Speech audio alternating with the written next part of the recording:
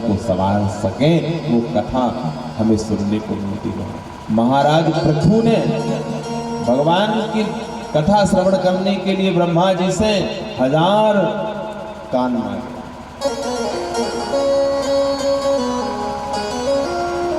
कभी कभी ये देवताओं को भी दुर्लभ है, देव दुर्लभ ये यज्ञ है। बोले ये कैसे? एवं विनिमय जात सुधाराज्ञा प्रपीयता। कहते हैं उस समय जब महाराज परीक्षित के कल्याण के निमित्त जब 7 दिवस में मृत्यु का श्राप मिला, पृथ्वी के समस्त ऋषि महात्मा देवता उनके परम कल्याण के निमित्त दौड़े। उस बात को सुनकर के आदरणीय सुखदेव जी भी वहां पहुंचे। देवता भी आए हुए थे अमृत कलश लेकर के, और आदरणीय सुखदेव जी महाराज भागवत कथा रसामृत का पान करा करके आदरणीय महाराज परीक्षित को सायुज्य मुक्ति का साधन प्रदान कर रहे थे, जिसे सुन करके देख करके देवता आदरणीय सुखदेव जी से कहते हैं कि हमारे पास एक अमृत है, एक अमृत आपके पास है, आपके पास भागवत कथा रसामृत है और हमारे पास स्वर्ग का अमृत है। तो हम कहते हैं कि अदला बदली कर, आप अदला बदली कर लें। आदरणीय सुखदेव जी ने वो प्रदान नहीं किया, यानी ये कथा अमृत, इस कथा के आगे वो अमृत तत्व भी शून्य है। पुनरपि जन्मम पुनरपि मरणम पुनरपि जननी जठरे शयनम।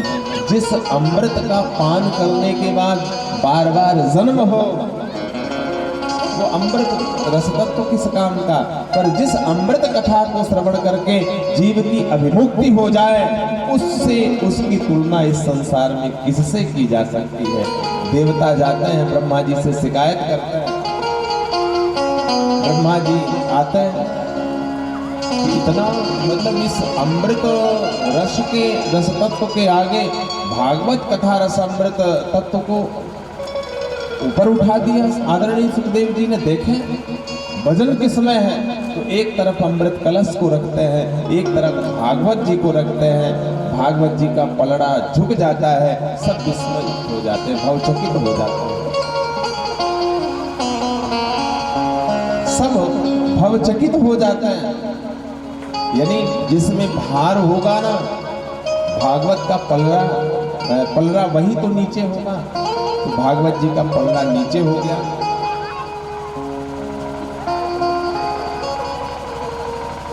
बोलिए वृंदावन बिहारी लाल की जय। भागवत जी का पलड़ा नीचे हो गया, देवता सब विस्मृत हो गए, बार बार जय जयकार करने लगे। बोलिए श्रीमद् भागवत महापुराण की जय। इस कथा को श्रवण करने का विधान बताया गया है। कान, कथा के लिए स्थान, बीच बीच में भगवत नाम का गान, ज्ञान, ध्यान, इन समस्त वस्तुओं का जब जीव को बोध होगा, ज्ञान होगा, तभी वो कथा श्रवण कर पाएगा और कथा श्रवण करने का अधिकारी बन पाएगा। 5 बातों का बोध कराया गया है। सूत जी कहते हैं, ऋषियों, एक बार देवर्षि नारद जी बड़ी तीव्र गति से दौड़ते हुए चले आ रहे थे। बद्रीनाथ धाम से नीचे जब आते हैं ऋषिकेश, उससे नीचे हरिद्वार, तो वहां पर विराजमान चारों भाई जो सनत कुमार थे, सनक सनंदन सनातन सनत कुमार, नारद जी को देख करके बड़े विस्मित हुए कि कोई संत आज इतना विस्मृत क्यों है। प्रश्न करते हैं, कथम ब्रह्मादीन मुखा कुतश्चिंता तुरो भवान त्वरितं गम्यते कुत्र कुतश्च गमनं तव। क्या बात है, आप इतने उदास हैं, इतने परेशान हैं। जिन नारद जी के खड़े होने, नारद जी जिसके पास खड़े हो जाए वो अपने आप ही मुस्कुराने लगता है। या जिसके जीवन में कभी खुशी नहीं आई, जो कभी मुस्कुराया ना, वो नारद जी खड़े हो जाए तो वो मुस्कुराने लगता है। और वो नारद जी के चेहरे पर आज जो है उदासी छाई हुई है, क्या कारण है? नारद जी सनत कुमारों को अपनी उदासी का कारण बताता है। अहम तु पृथ्वी यातो ज्ञात्वा सर्वोत्तमामिति पुष्करम च प्रयागम च काशीं गोदावरी तथा न पश्यं कुत्रचित् क्षणं मनः संतोषकारकं कलिनं धर्ममित्रेण धैर्यं बाधिताधुना तरुणी प्रभुतागे स्यालको बुद्धिदायक कन्या विक्रयणो लोभा दंपतीनां च कल्पना। बताते हैं पृथ्वी गया, अहं तु पृथ्वी यातो ज्ञातो ज्ञात्वा सर्वोत्तमामिति। सर्वश्रेष्ठ तीर्थ पुष्कर गया, हरिक्षेत्र गया, कुरुक्षेत्र गया, काशी गया, गोदावरी गया। सत्य कहता हूँ मुझे कहीं शांति नहीं मिली। बोले क्यों शांति नहीं? शांति इसलिए नहीं मिली, ना पश्यम कुत्रचित् क्षरम मनः संतोषकारकम। कोई सत्य नहीं बोलता। इस कलयुग ने लोगों की बुद्धि को इतना विकृत कर दिया है, इतना बिगाड़ दिया है। कलिनाम धर्म मित्रेण धैर्यं बाधिता। इतनी बुद्धि विकृत हो गई है कि गंदी नाली में अगर सड़ रहा हो, उसे निकालना चाहो तो वो निकल नहीं सकता है, क्योंकि उस गंदगी को अपना स्वर्ग समझ बैठा। कलिना धर्म मित्रेण। फिर क्या बताता? तरुणी प्रभुतागे हे स्यालको बुद्धिदायक। अब गृहस्थियों के घरों में भी बड़े बूढ़ों का चलता नहीं। आपको एक कहानी सुनाते बड़े बुजुर्गों की, पर अब समय नहीं। बड़े बुजुर्गों की नहीं चलती, अब कहते हैं उनकी बुद्धि अब सठिया गई है। तरुणी प्रभुतागे स्यालको बुद्धिदायक। अब जो युवा पीढ़ी है वो अपनी एक अलग रास्ता बना रहे हैं और बड़ों को कहते हैं कि इनकी बुद्धि मारी गई।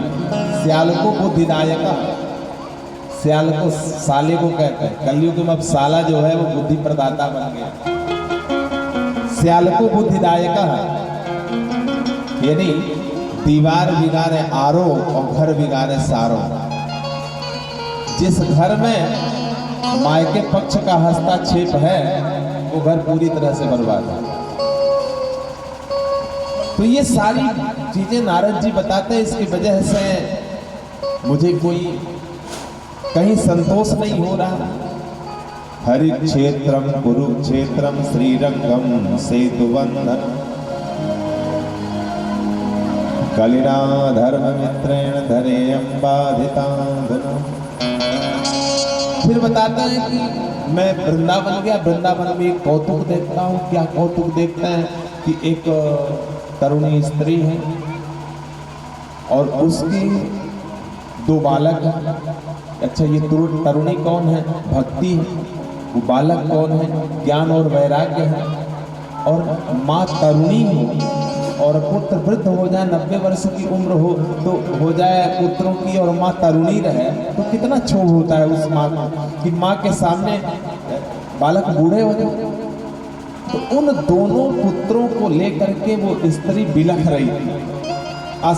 असमय वृद्ध हो गए तो उनको लेकर के बिलख रही थी। हजारों की भीड़ लगी हुई थी।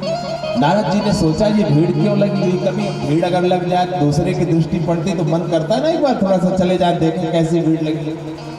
तो नारद जी उस भीड़ की ओर जाने का यत्न करते हैं, पर सोचे कि माताओं का क्या ठिकाना। कोई यहाँ बड़ा बुजुर्ग दिख नहीं रहा, माताओं के पास जाएंगे, पता नहीं क्या कारण है। कहीं कह दे वो बाबा काहे को घुसा चला रहा तू यहाँ औरतों के बीच में। तो नारद जी गए और फिर माताओं के बारे में सोच करके फिर लौट पड़े। और वहीं पर भक्ति माता की दृष्टि पड़ती है नारद जी के ऊपर। बिलख करके नारद जी को आवाज देती है कि हमारी सहायता करो, हमारे ऊपर कृपा करो। क्या सहायता करो कि हमारे ये बालक जो वृद्ध हो गए हैं असमय, इनके ऊपर कृपा करो। नारद जी नाना प्रकार के यत्न किए, गीता का पाठ हुआ, वेदांत का पाठ हुआ, सारे तीर्थ करवाए, पर कहीं भी उनका वो दुख नहीं गया। तो सनत कुमार जी कहते हैं, देखो देवर से नारद जी, ये कथा जो है नारद जी ने सनत कुमारों को सुनाया कि ऐसी ऐसी बात है। अब मैं और परेशान हूँ। नारद जी से सनत कुमार जी कहते हैं कि देखो ज्ञान और वैराग्य के बुढ़ापे को दूर करने का जो साधन है, भक्ति माता के जो कष्ट की निवृत्ति का जो साधन है, वो साधन है श्रीमद् भागवत कथा। और इस कथा के श्रवण करने से ही असमय में जो वृद्ध हो गए, जो भक्ति माता के हृदय में कष्ट है, उस कष्ट की भी निवृत्ति इसी से होगी। और सनत कुमारों के कहने पर श्रीमद् भागवत कथा का आयोजन हुआ। हजारों संतों की भीड़ लगी। ये आयोजन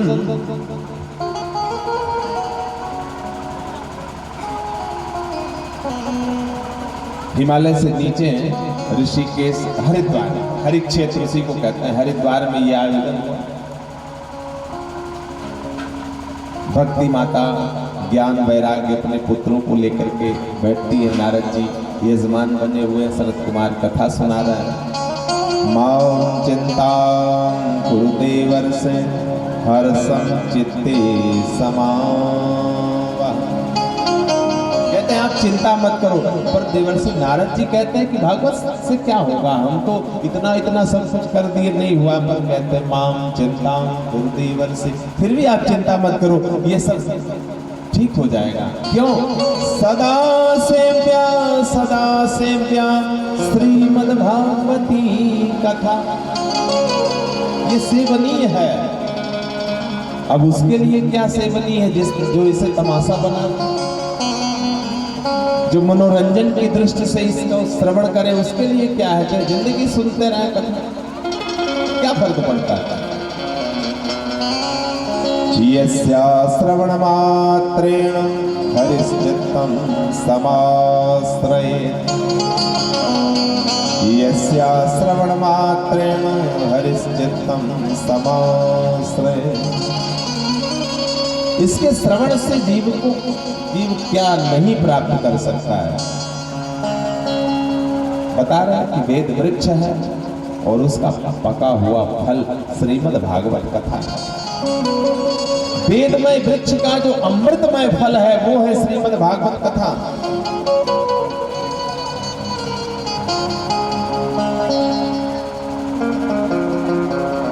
कहते हैं देवर्षि, अब जब कथा प्रारंभ हुई, पहले दिन की कथा हुई, दूसरे दिन से तो हजारों संतों की भीड़ लगने लगी। कथा में कुंभ जैसा माहौल हो गया। कहा गया है कि कथा को सुन करके अगर आपके कर्णपुटों में ये आवाज आई कि यहाँ पर भगवान की कथा हो रही है, और आपको जानकारी मिली और आप कथा श्रवण करने नहीं गए, तो आप पाप के भागी बन गए। बताइए, आपके यहाँ गुरुजी आए हो, या आपके यहाँ आपके पड़ोस में कोई बहुत बड़ा आपका अतिथि आया हो, उनको पता चल गई हो, वो सूचना दे दिए हो आपको, और आप उनसे मिलने न जाओ, आपसे बड़ा कोई अतिथि हो आपका खास, और आप उससे मिलने न जाओ, तो उसके हृदय में क्या बीते? कहीं न कहीं से आपको अपराधी मानेगा कि नहीं मानेगा अपने रिश्ते का? ये बताइए कि हम इतनी दूर से आए हैं, इसके पड़ोस में जानकारी दिए, सूचना दिए, तो भी ये मिलने नहीं आया, तो आप रिश्ते के अपराधी हुए कि नहीं हुए? तो भागवत कथा में है कर्ण पुटों से आपने सुना अगर और सुन करके परे कर दिया तो आप पाप के भागी बन रहे हो। इतना तक ये कोई भगवत भक्ति इतनी सरल नहीं है जितना कलयुग में सरल बना दिए। जिसको पाओ उसी को व्यासपीठ पर बिठा दो, जिससे पाओ उसे से तमाशा करवा दो। ये कोई तमाशे की बात नहीं है। और श्रद्धा से भक्ति से जिसने इसका आयोजन किया, श्रद्धा और भक्ति से जिसने इसका श्रवण किया, उसका जीवन ही नहीं सब कुछ बदल गया। ये वो है, कहते हैं ये मानवा पाप कृतस्तु सर्वदा सदा दुराचार रता विमार्ग क्रोधाग्निदग्धा कुटिलश्च कामिनः सप्ताह यज्ञेन कलो पुनः। अरे भैया, जिस मनुष्य ने कभी जीवन में सत्कर्म ना किया हो, सदैव दुराचार परायण रहा हो, मनोवृत्तियां जिसकी क्रोध में लगी रही हो, जो हमेशा जलता रह गया हो, ये मानवा पाप कृतस्तु सर्वदा सदा दुराचार रता विमार्ग क्रोधाग्नि दग्धा। ये क्रोध की अग्नि भी बड़ी खराब होती है भाई, इसको भी बताया गया है महात्मा। क्रोधाग्नि दग्धा, अकारण क्रोध में जो जल उठे। कुटिलश्च कामिनः, कुटिल कामी ऐसा व्यक्ति भी अगर 7 दिन तक भागवत कथा श्रवण कर ले तो वो मुक्ति का अधिकारी होगा। पर श्रवण का तरीका पहले बताया गया है कि मनोवृत्ति, मन और इंद्रियों पर जब आप विजय प्राप्त करोगे तभी कथा श्रवण कर पाओगे। अन्यथा जैसे कौवे का दिमाग चलता है ना, कहीं बैठ जाए तो चारों तरफ ऐसे घुमाता रहे, ऐसे मन ही कौवे की तरह ये घुमाता रहता है इस सर को, कभी इधर देख रहे हैं, कभी उधर देख रहे हैं, कभी उधर, कभी पीछे देख रहे हैं। तो ये मन का आधिपत्य जीवन में इतना है तो हम उस पर काबू पाए नहीं, तो हम वैसे कि वैसे रहे। तो ये मानवा पाप कृतस्तु सर्वदा, अगर इतने के बावजूद भी कोई इतना पापी व्यक्ति है, दुराचार पारायण व्यक्ति है, पर यहाँ आने के बाद अगर पांडाल में भगवान के सामने अपने मनोवृत्ति को लगा दिया गोविंद के युगल चरणों में, तो बोलो वो मोक्ष का अधिकारी। कथा सुनाता है उत्तम नगर ग्राम में तुंगभद्रा तटे पूर्वम पतनमुत्तम यत्र वर्णः स्वधर्मेण सत्य सत्कर्म तत्पर। तुंगभद्रा नदी के किनारे एक सुंदर नगर है, जिस नगर का नाम उत्तम नगर है। नाना प्रकार के वर्णाश्रम में रहने वाले लोग वहाँ निवास करने वाले हैं, सभी धर्म का पालन करते हैं, और वहीं पर आत्मदेव ब्राह्मण भी रहते हैं। उसी आत्मा में देवत्व का जिसने दर्शन किया हो, आत्मा में देवत्व देव का जिसने दर्शन किया हो, वो है बोलो आत्मदेव। विस्तार बहुत है, सबको पता है ये कथा। आत्मदेव के कोई पुत्र नहीं था, उनकी पत्नी का नाम धुंधली देवी था। जितना आत्मदेव अच्छे थे उतनी धुंधली देवी धुंधली थी।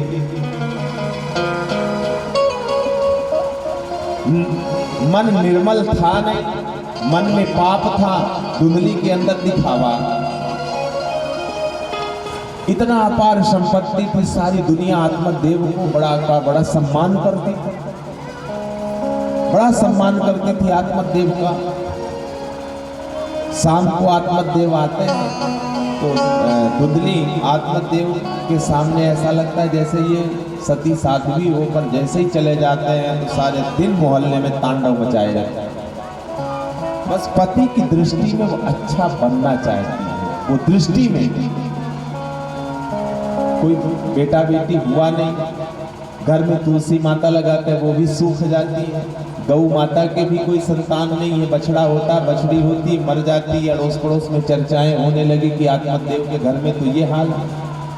आज बड़ी ग्लानि हुई आत्मदेव को कि क्या मतलब है, संतान नहीं है, बिना संतान के गृहस्थ जीवन बेकार है, तो इस जिंदगी को क्या जीना, चलो घर छोड़ करके चले गए।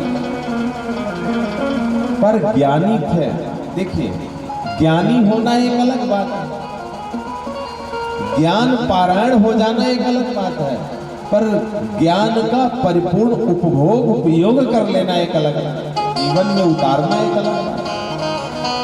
कोई बिरला है जो मंच से बोलने के बाद भी अपने जीवन में उस वस्तु को उतार पाता है। बोलने को तो पता नहीं कितना क्या क्या बोलता है, ऐसा लगेगा जैसे फिर गली गली चौराहे चौराहे ज्ञानी बैठे हुए, ले लो ज्ञान, जितना मन हो उतना ले। पर ज्ञान देना बांटना एक अलग बात है, पर ज्ञान का इस जीवन में उपयोग करना एक अलग बात है। हमने उस ज्ञान का कितना उपयोग किया, उपभोग किया, वो एक अलग बात है। तो ज्ञानी तो थे, पर शायद उस ज्ञान का उपभोग आत्मदेव ने नहीं किया। इस वजह से पुत्र के मोह में घर छोड़ करके निकले। अब ज्ञान तो उनके अंदर था, किसी संत से मुलाकात हो गई, क्योंकि ज्ञान है तब तो ये जानते हैं कि संत की सानिध्य में आ गए अगर तो हमें क्या नहीं प्राप्त हो सकता है, इस बात का तो ज्ञान है। चरणों में गिर पड़े, मरने जा रहे थे। संत ने पूछा, ब्राह्मण देवता क्यों रो रहे हो? कथम रोदस विप्रत्वं कांति चिंता बलियसी वदत्वं सत्परम मह्यं स्वस्य दुःखस्य कारणम्। अरे आपके चेहरे को तो देख करके लगता है कि आप बहुत बड़े कर्मकांडी विद्वान हो, पर तुम्हारे मन की जो चेहरे की जो उदासी है वो उसे देख करके लगता है कि तुम अज्ञानी हो। क्या कारण है बताओ? आत्मदेव ने बताया सब कुछ कि महाराज जीवन बेकार है, पुत्र नहीं, पुत्र के बिना गृहस्थ जीवन सब बेकार है, इसलिए हम मरने के लिए। पर आप संत हैं, जिसके ऊपर किसी संत ने, किसी महापुरुष ने कृपा की। एक महापुरुष, एक संत उतनी बड़ी कृपा कर सकता है जो कृपा भगवान भी नहीं कर सकता। क्यों? क्योंकि उस संत महापुरुष के विचारों में, उन भावनाओं में भगवान का वास है। उनके भावनाओं में भगवान का निवास है। अगर अच्छे भाव से गुरु अपने शिष्य को देख लिया तो उसका कारण कल्याण हो जाता है। क्यों? गुरु के भाव में भगवान का निवास है। तो इस बात को आत्मदेव जान रहे हैं और संत के चरणों में साष्टांग गिर पड़े, बोले महाराज हम कुछ नहीं जानते, मुझे आपकी सानिध्य मुझे मिल गई है, मुझे विश्वास है कि पुत्र होगा मेरे। आत्मदेव के माथे मस्तक की रेखा जब देखते हैं तो उन्होंने कह दिया कि अरे ब्राह्मण देवता, श्रुणु विप्र मया तेज प्रारब्धं तु विलोकितम्। अरे ब्राह्मण, मैं तुम्हारे मस्तक की रेखा को देखा। श्रुणु विप्र मया तेज प्रारब्धं तु विलोकितम्। तुम्हारे प्रारब्ध का हमने तुम्हारे प्रारब्ध को हमने देखा। विलोकितम् सप्त जन्मावधितम्, एक नहीं 7 जन्म तक तुम्हें पुत्र का सुख नहीं मिलेगा। पर देखो ब्राह्मण की अज्ञानता को मान तो जानना चाहिए ना। यहीं से पहले एक तो ये देख रहे हैं कि हम संत के शरण में आए हैं तो मुझे सब कुछ प्राप्त हो जाएगा, पर दूसरी चीज संत की बात को मानने के लिए तैयार नहीं है। ये अज्ञानता है, यही अज्ञानता है, यही वो अविद्या है। तो उस अविद्या के पर्दे ने आत्मदेव के ज्ञान प्रकाश को ढक दिया था। इस वजह से संत की बात को मानने के लिए तैयार नहीं हुए। यही अविद्या का पर्दा जीव के अंतःपट पर पड़ा रहता है, जिसके वजह से बड़े महापुरुष, ज्ञानी और गुरु की बात को भी मानने के लिए जीव तैयार नहीं होता। उसी अविद्या के पर्दे की वजह से उसको ये मान लेते हैं चलो संसार ऐसे ही है, हम भी ऐसे। रोने लगे, बिलखने लगे। अंततः उन संत ने एक फल दिया, बोले ले जाओ। अपनी पत्नी को खिला देना। आत्मदेव आते हैं, अपनी पत्नी धुंधली को वो फल देते हैं खाने के लिए। धुंधली तो पूरी तरह से धुंधली थी, सोचने लगती नाना प्रकार का कुतर्क धुंधली करती कि अरे ये फल खाऊंगी। एवं कुतर्क योगेन तत्फलम नैव भक्षितम। नाना प्रकार का कुतर्क, कितना कुतर्क गिनाऊं, क्या क्या सोची वो। 2-4 घंटे लग जाएंगे, इतना कुतर्क की है। पेट बढ़ जाएगा, गांव में आग लगेगी, सब लोग भाग जाएंगे। अब जब सब लोग भागेंगे, गांव में आग लगेगी, सब भागने लगेंगे, मेरा पेट बड़ा रहेगा, भारी रहेगा, मैं नहीं भाग पाऊंगी तो मैं मर जाऊंगा।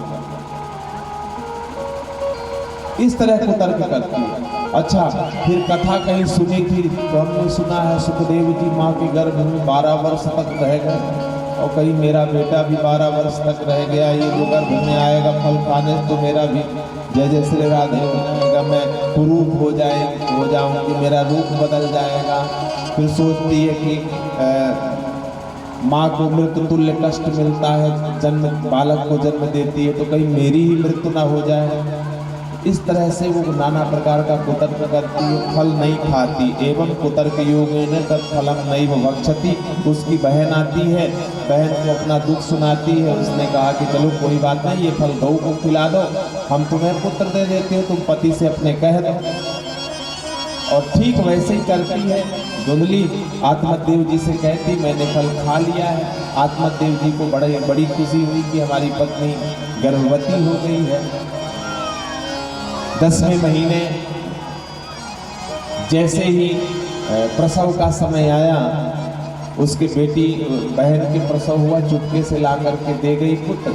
और शाम को जब आत्मदेव जी आए तो फिर वही नाटक की धुंधली कि बेटा हुआ है। आत्मदेव जी बहुत प्रसन्न हुए, मन में लड्डू फूटने लगे, खूब बधाइयाँ बांटी, खूब मिठाइयाँ बांटी कि बेटा हुआ है, बेटा हुआ है, खूब लुटाया बेटे के होने।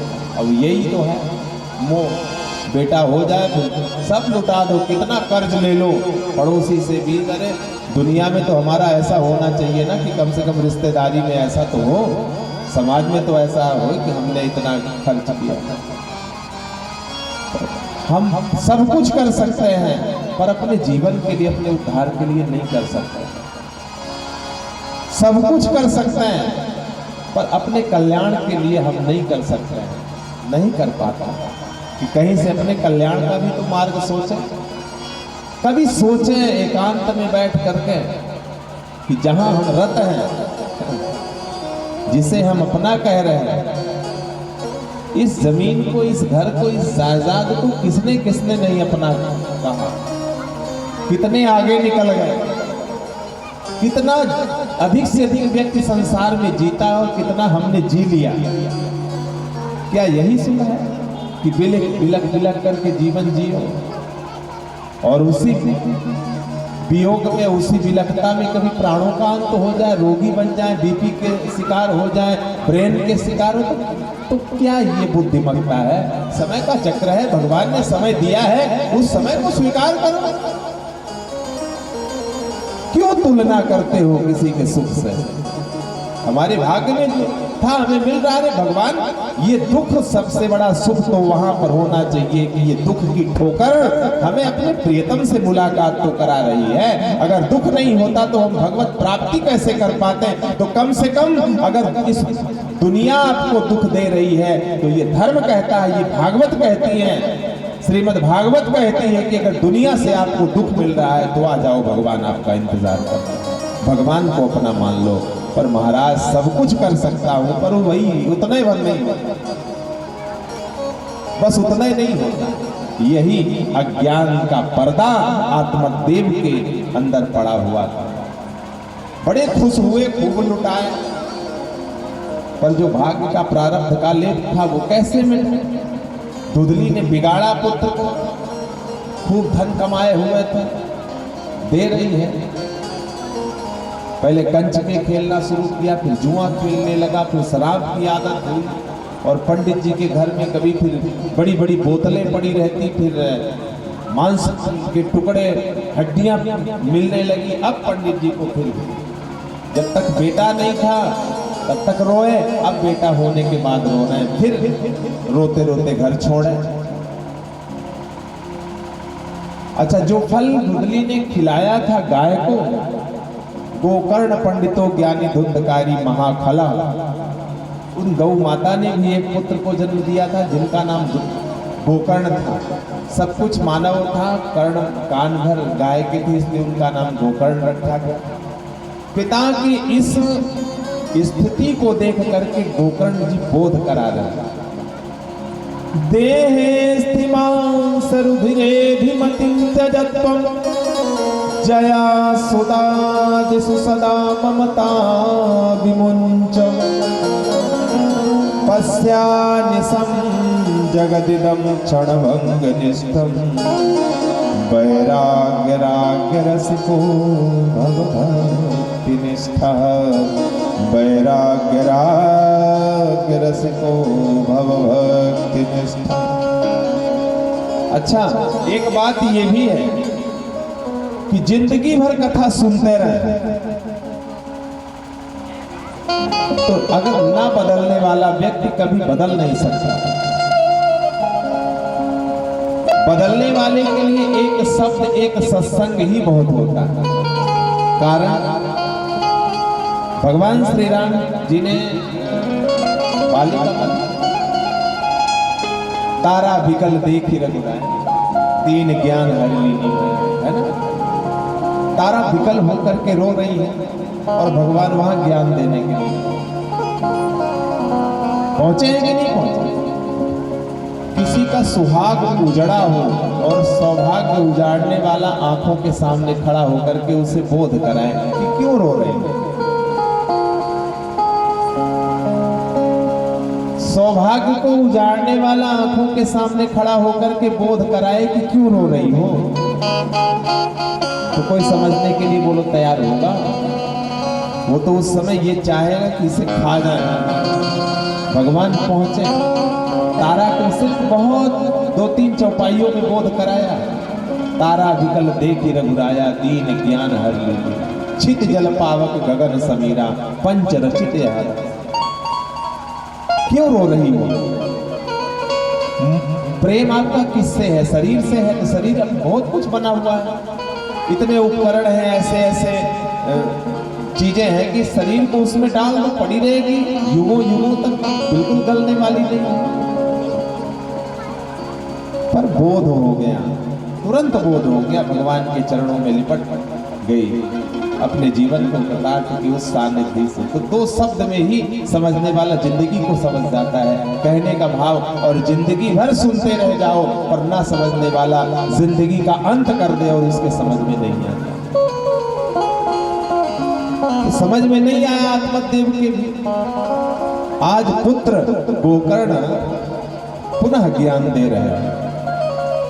देहे स्थिमां सरुधिरेभिमतिं त्यजत्वं जया सुतादिषु सदा ममतां विमुञ्च पश्यानिशं जगदिदं क्षणभङ्गनिष्ठं वैराग्यराग्यरसिको भवभक्तिनिष्ठः। अरे पिताजी, यही मानव शरीर का धर्म है कि पुत्र ने दुख दे दिया तो उस दुख से आप इतने विकल हो रहे हो कि जिंदगी आपकी बर्बाद। क्या गया है ये बताइए, आपका क्या गया है ये बताइए। इस शरीर के प्रति जो हमारा देहाभिमान है, अगर आप पुत्र के वियोग में दुखी हो रहे हो तो ये आप नहीं, आपका अहंकार दुखी कर रहा है। ये देहाभिमान है। क्यों इस देह से अभिमान कर रहे हो कि ये मेरा है? छोड़ दो ना कि ये मेरा नहीं है। उस देहाभिमान का जब तक त्याग जीव नहीं करेगा तब तक संसार के दुख से वो उबर नहीं सकता है। इसी बात का बोध करा रहे हैं गोकर्ण जी। मैं शरीर हूं, क्या मानते हैं आप? हो कौन? मैं आपसे प्रश्न करता हूं कि आप कौन हो? बताओगे? जवाब दे पाओगे कौन हो? या तो इतना कह दोगे मानव है? तो मानव तो सब है, फिर सब आप कैसे हो गए? आप कौन हो ये बताओ। कलेक्टर भैया, क्या जवाब है आपके पास? आप अगर ये कहेंगे कि मैं मनुष्य हूं तो मनुष्य तो सब है। आपका प्रश्न भी मैं कर रहा हूं और फिर उत्तर भी दे रहा हूं। आप ये अगर कहोगे कि महाराज मैं मनुष्य हूं, तो मनुष्य कौन हो? पर महाराज जी आपसे प्रश्न कर रहे हैं कि आप कौन हो, ये बताओ, मुझे परिचय दो अपनी। तो क्या आप परिचय दे पाओगे? नहीं दे पाओगे।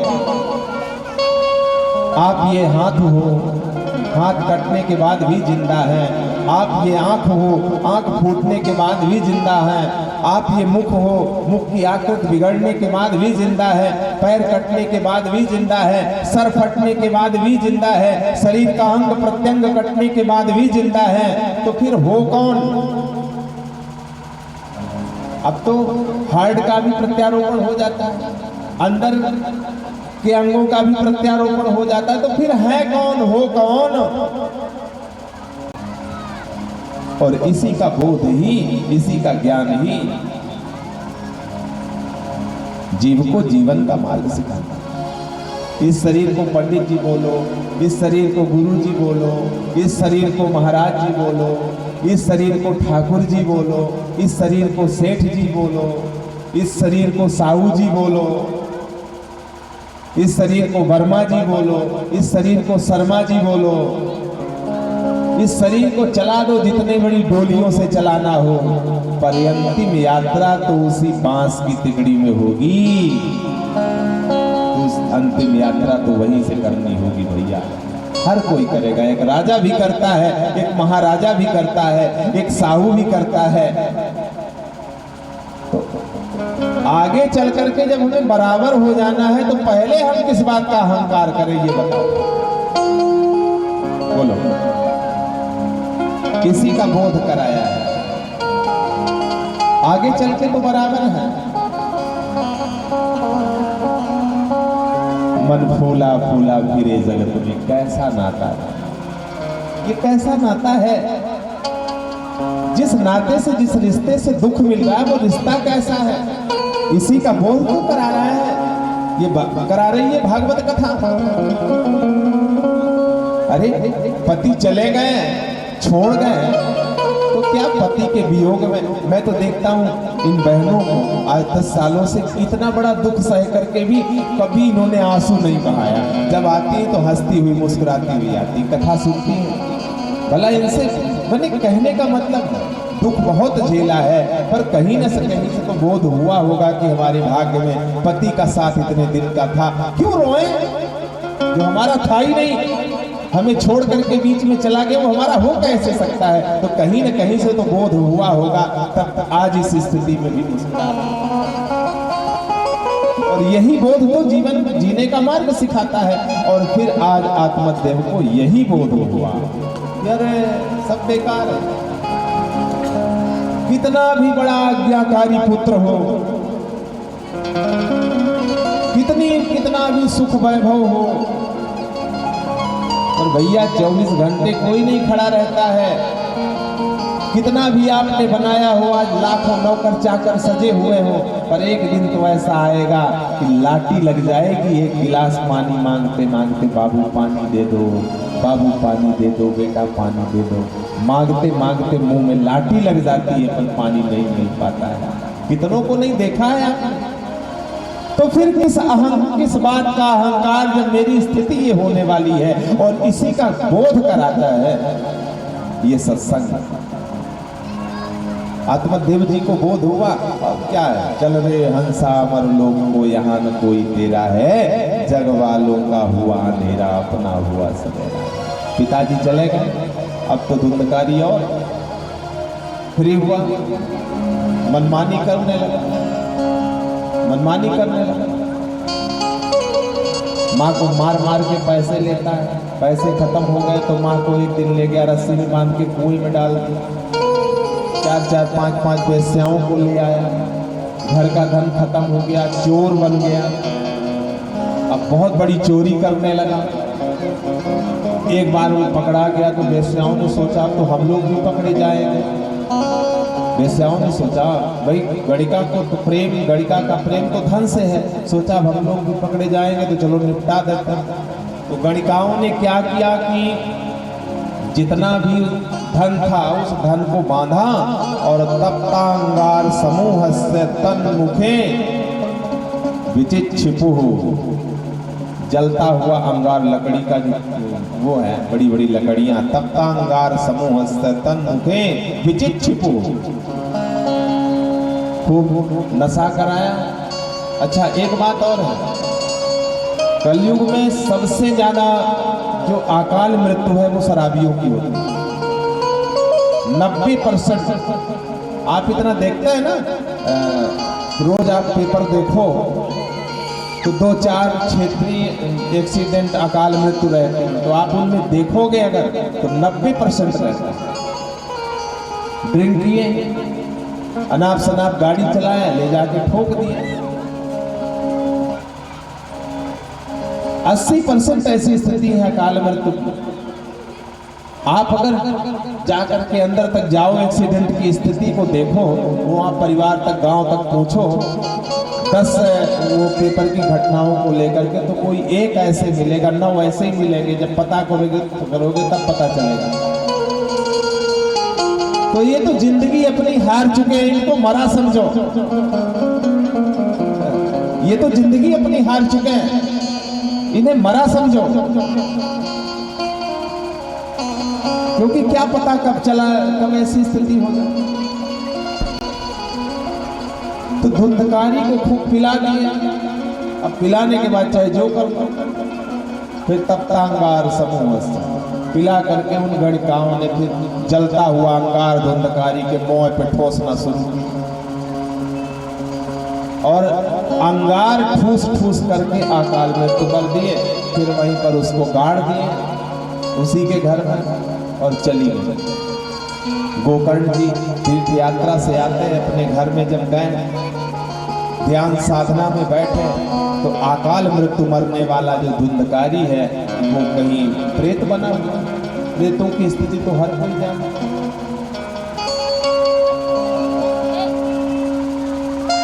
गोकर्ण जी ने जल लिया, सूर्यदेव का आवाहन करके जल का छींटा दिया, तब वो प्रेत बना हुआ धुंधकारी खड़ा हुआ।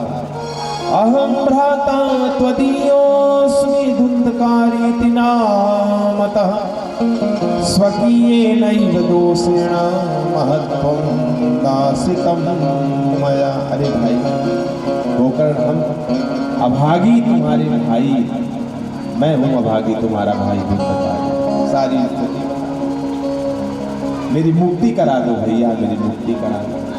अब विडंबना यहाँ है कि मानव शरीर पाकर के जीव अपनी मुक्ति का मार्ग नहीं खोज रहा है, पर जब वो अकाल मृत्यु मर गया, आप क्या समझते हैं?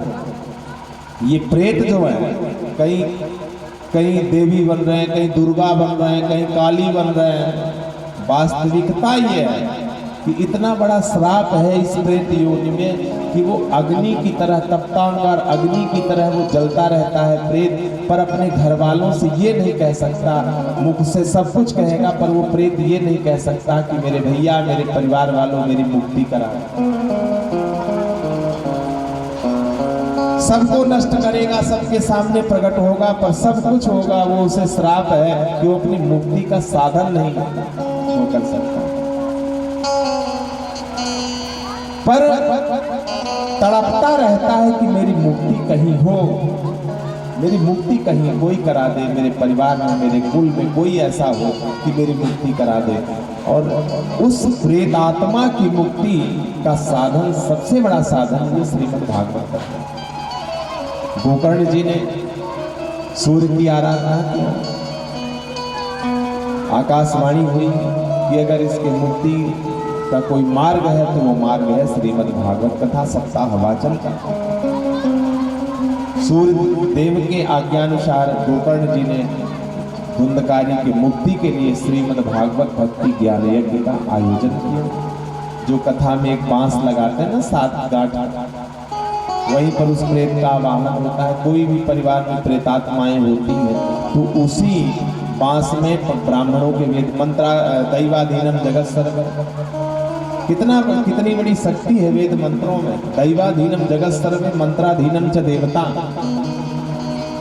आपको पता हो या ना हो, लेकिन ब्राह्मणों के वेद मंत्र जो संसार देवताओं के अधीन है, वो देवता ब्राह्मण के वेद मंत्रों के अधीन है।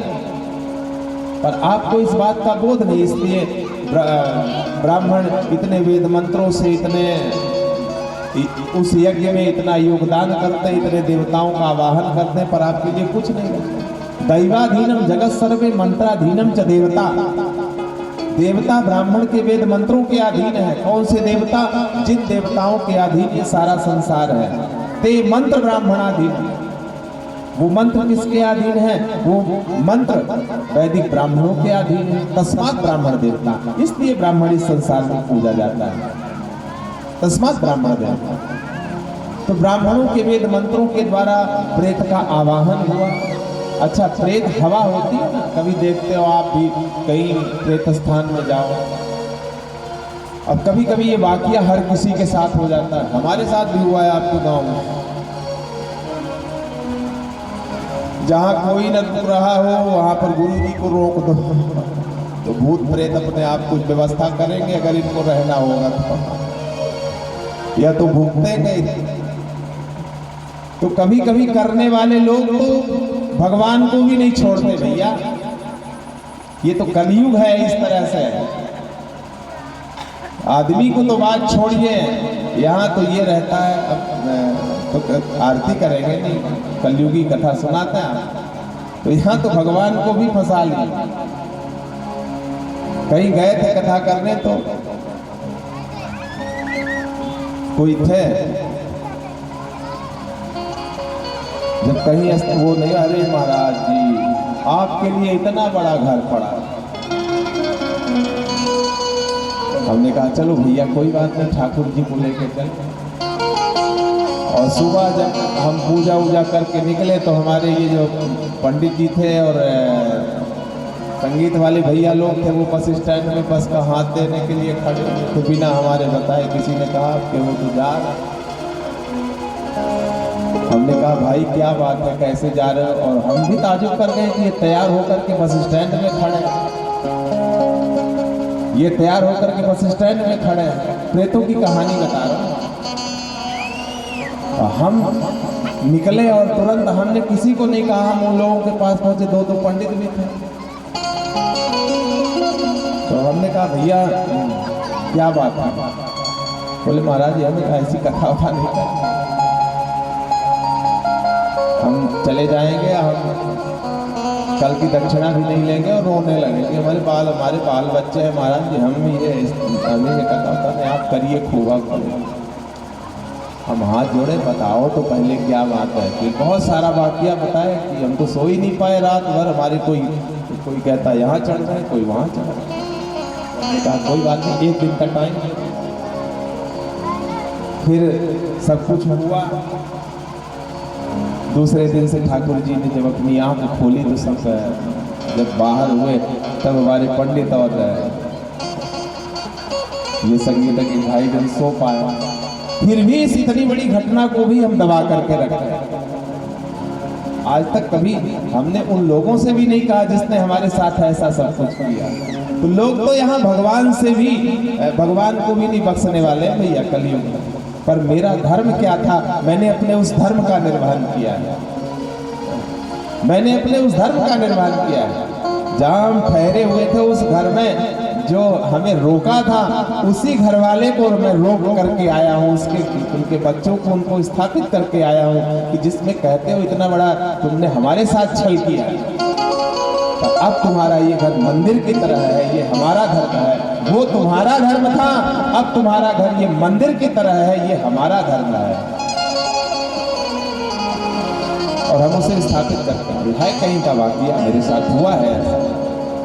तो प्रेत आत्माएं तो ऐसी होती हैं कि मुक्ति का वो साधन खोजती हैं, पर जीव ऐसा है कि वो हर किसी के साथ चालाकी करने को, भगवान को भी नहीं छोड़ता। तो हमने ऐसे ही कह दिया है कि आपके यहाँ की घटना आपके यहाँ की नहीं, कहीं और की है। कहीं किसी के मन में ऐसा हो जाए, वैसे हम तो कहीं बहुत दिव्य स्थान में हमें स्थान मिला है रहने को, ऐसा कुछ नहीं है। कहीं और की बात है, अपने कुबरी की बात मत सोचिएगा। बोलिए जय श्री कृष्ण। तो हुआ क्या, कथा हुई, प्रथम दिवस की कथा हुई, प्रथम ग्रंथ, इस तरह से सप्त दिवस की कथा होती और एक एक ग्रंथि टूटती चली जाती। अंतिम दिन जब अंतिम दिवस की कथा हुई, अंतिम ग्रंथि टूटी, तब देवलोक से जो भगवान के पार्षद हैं वो दिव्य विमान ला करके खड़े हो गए कि आओ धुंधकारी, चलो अब तुम इतने पापी होने के बावजूद भी मुक्ति के अधिकारी। कहने का मतलब क्या, कोई कितना बड़ा से बड़ा पापी हो, दुष्टात्मा हो, दुरात्मा हो, पर भगवान के शरण में प्रायश्चित की दृष्टि से अगर आ गया तो वो मुक्ति का अधिकारी है। अगर प्रायश्चित की दृष्टि से नहीं आया, क्योंकि प्रायश्चित उसी वही कर सकता है जो अपने पाप से डर रहा है, जिसे अपने किए पर पश्चाताप है। तो जिसे अपने किए पर पश्चाताप है, मुक्ति का अधिकारी वो है। चाहे कितना बड़ा से बड़ा भी पाप कर दिया हो, अपने पाप पर अगर उसे पश्चाताप हुआ है और उस पश्चाताप से अगर वो भगवान की सानिध्य में आया है, तो वो लोग सायुज्य मुक्ति का अधिकारी है। बोलिए वृंदावन बिहारी लाल की। धुंधकारी इस मुक्ति को देख करके, स्थिति को देख करके देवता मुस्कुराए और सनत कुमारों से इस कथा का महात्म्य सुन करके भक्ति सुताभ्याम स रक्षता, यानी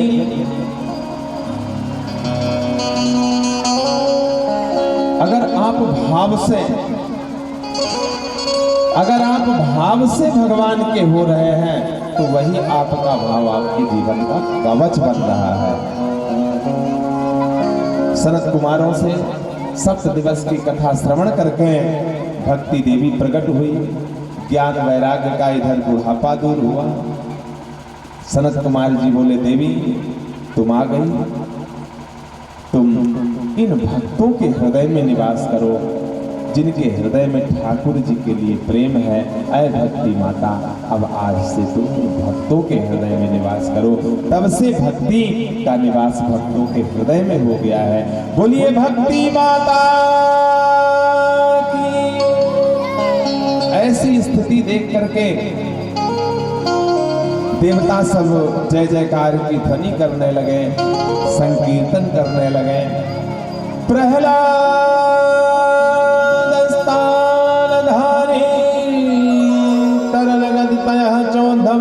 कंसधारी वीणाधारी सुरर्षि स्वर कुशल कया तर्जनो इंद्रो बादेन्द्रतंग जय जय सुकारा कांतने ते कुमारा यत्याग्रे भाववक्ता सर सर चनया व्यास पुत्रो बभूव सर सर चनया व्यास पुत्रो बभूव। प्रहलाद जी ताली बजाने लगे, उद्धव जी कांसा बजाने लगे, देवराज इंद्र जो है स्वयं मृदंग बजाने लगे। जय जयकार की ध्वनि से सारा वो यज्ञ स्थल गूंजने लगा। जय जयकार की ध्वनि से त्रैलोक्य गुंजायमान होने लगा। व्यास नंदन आदरणीय सुखदेव जी महाराज बीच बीच में व्याख्या कर रहे हैं। इतनी सुंदर स्वर लहरी, इतना सुंदर भगवान का संकीर्तन, इतना सुंदर भगवान का कीर्तन, जिस कीर्तन में हरि क्षेत्र में बैठे हुए हजारों हजार ऋषि महात्माओं के साथ देवता निमग्न हो करके तालियां बजाते हुए भगवान के संकीर्तन में मुग्ध हो जाते हैं। बोलिए सच्चिदानंद भगवान की जय। बोलिए श्रीमद् भागवत महापुराण की जय। यहीं से श्रीमद् भागवत भक्ति ज्ञान यज्ञ के प्रथम दिवस में कथा का महात्म जो आपको सुनाए, महात्मा को विश्राम देते हैं। आइए पंडित जी आरती की तैयारी करें, क्योंकि भजन तो हो नहीं पाता है, फिर अभी कट हो जाएगा। तो आरती की तैयारी कर रहे हैं। देखिए, हमारा एक विचार है कि 7 दिन का ये यज्ञ है और सब लोग भागी बनाए। हर दिन की पूजा जितने भी लोग सब लोग मिल के किए हैं, हम तो चाहेंगे कि एक दिन के यजमान कुछ लगने वाला नहीं, डरना मत कि कुछ खर्च कराए, पर एक दिन जितने भी लोग हैं एक दिन का यजमान बन करके और इस यज्ञ को सफल कराएं। ये सिस्टम थोड़ा चेंज करना है। कल जो है वो क्या नाम है उसका, राजेश साहू है ना, कल का